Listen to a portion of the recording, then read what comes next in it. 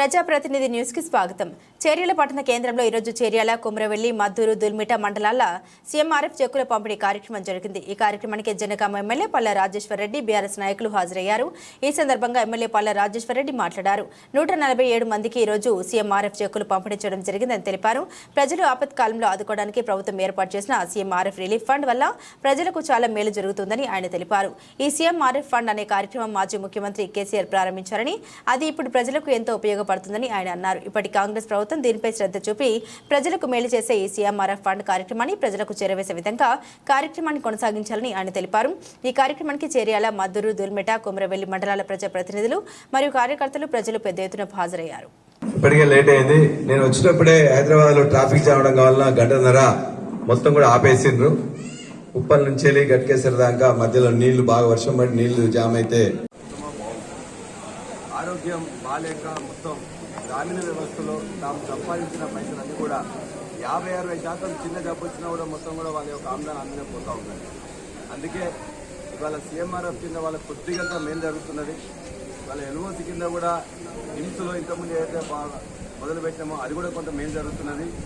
నేను కూడా వీటన్నిటికీ తోడుగా నీలిమ హాస్పిటల్స్లో ఉచిత వైద్యం కూడా దరిదాపుగా ప్రతిరోజు 300 నుండి 350 మంది మన జనగామ నియోజకవర్గం యొక్క మొత్తం ప్రజలే వెళ్తున్నారు.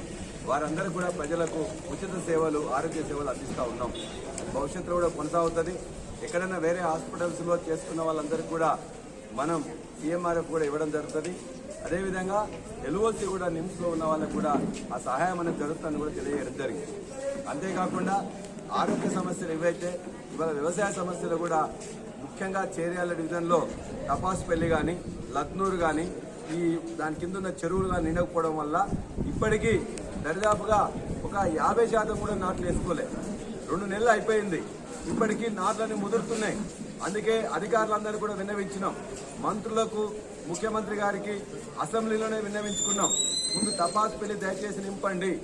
అదేవిధంగా గోదావరిలో కావాల్సిన నీళ్లున్నాయి, వాటిని ఎత్తిపోయడానికి మోటార్లు ఉన్నాయి, నింపడానికి రిజర్వాయర్లు ఉన్నాయి, పారడానికి కాలువలు ఉన్నాయి, పనిచేయడానికి మా రైతాంగం ఉన్నారు. కాబట్టి దయచేసి ఇవాళ ఉన్న నీళ్లను ఇమ్మీడియట్ గా నింపినట్లయితే 7-8 సంవత్సరాల నుంచి ఈ ప్రాంతంలో 2 పంటలు బ్రహ్మాండంగా పండుతున్నాయి. అదేవిధంగా ఈ సంవత్సరం కూడా చెరువులు వెంటనే నింపాలని చెప్తే 2 నెలల నుంచి వెళ్ళి కాలయాపన చేసి నిన్న మొన్న రైతులు మేము అందరం కలిసి ఒత్తిడి చేస్తేనే ఇప్పుడే మొదలు పెట్టిండ్రు.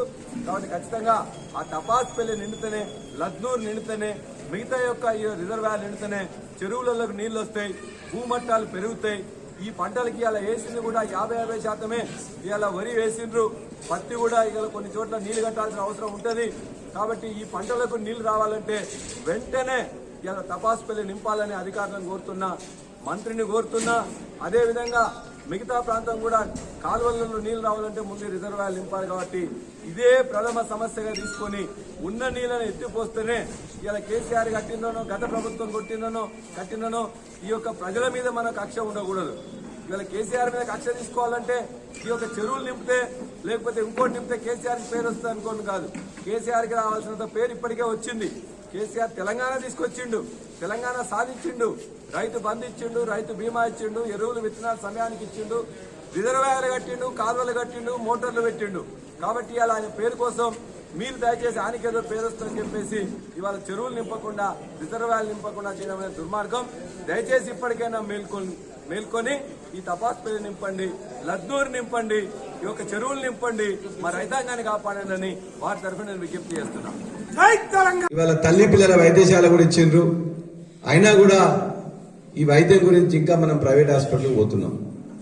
ఆ ప్రైవేట్ హాస్పిటల్కి పోతున్నప్పుడు నేను కూడా ఈ యొక్క 10 నెలల్లో నా దగ్గరికి వచ్చినా కూడా గవర్నమెంట్ అయితే గవర్నమెంట్ లో మాట్లాడి ఆ డాక్టర్లో ఫోన్ చేసి దయచేసి మా వాళ్ళు వచ్చిన కొద్దిగా మంచిగా చూడండి అని చెప్పి చెప్తున్నాం.